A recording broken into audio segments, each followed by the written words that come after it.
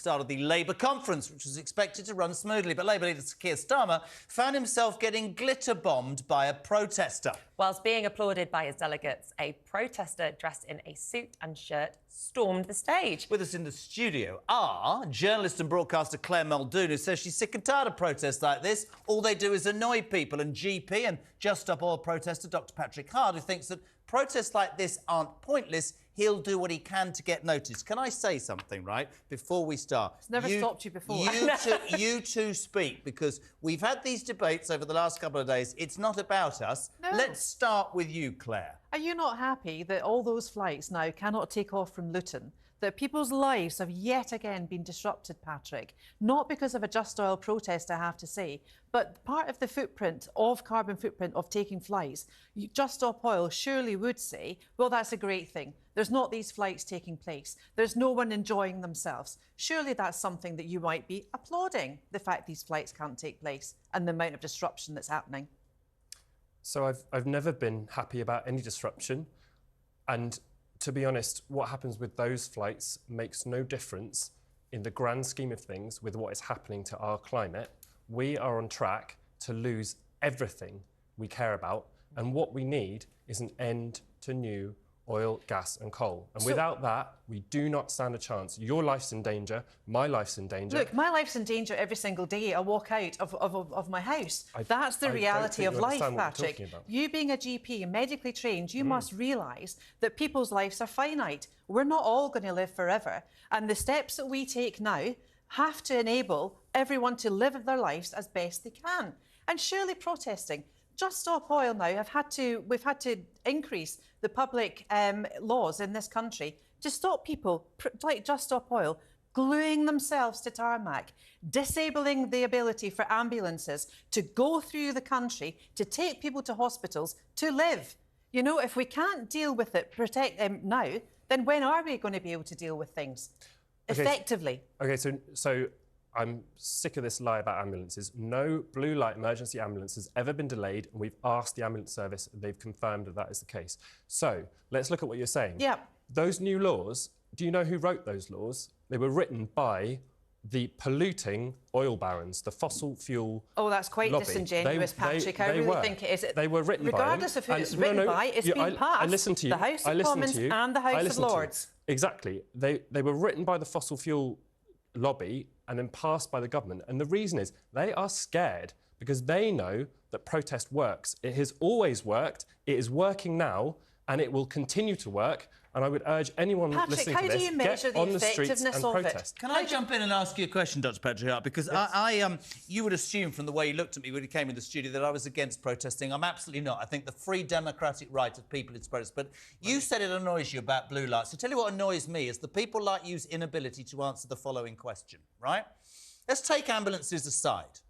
Do you genuinely believe that people the length and breadth of this country, take me, for example, who probably doesn't understand as much as you do about fossil fuels and the impact on our climate, do you honestly think that Just Stop Oil and people like that idiot who threw glitter at Sir Keir Starmer yesterday, who's as big an idiot as the rest of you, right? Do you think your message, this is my thing, right? Do I learn more about what Just Stop Oil are about because you make my daily life almost impossible? Why don't you come to the table and talk and spend your time explaining what you're here for instead of, hear me out, mate, with respect, making people's lives inconvenient and them getting the hump and going, I don't want anything to do with these people. That's my issue. So firstly, the chap in the clip you showed, I know him, and he is a scientist, and he is very well informed, and he is terrified. He knows that he stands to lose everything, the people he cares about, the people he loves.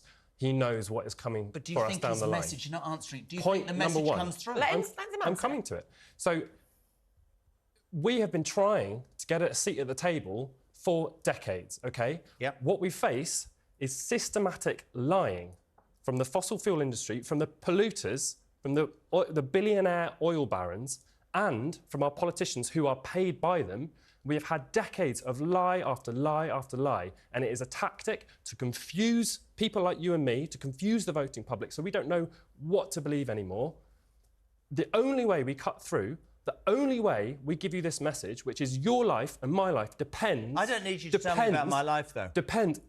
I'm a doctor. That is my job, to tell you when your life is in danger. Please, you have to Actually, understand Julie, you're this. going to hate what I'm going to say. I think your job is to go back to work and see patients who can't get a doctor's appointment. Hang on a I could be minute. Can I missing just the say point. something? No, hang on a minute, please. The chap who made the protest yesterday was from the People Demand Democracy. Yes. Now, there's a chap called... nothing to do with Just Stop Oil, I'm led to believe. But Dale Vince, the green energy industrialist, has actually resigned or taken away his money now from Just Stop Oil, to the tune of about £350,000.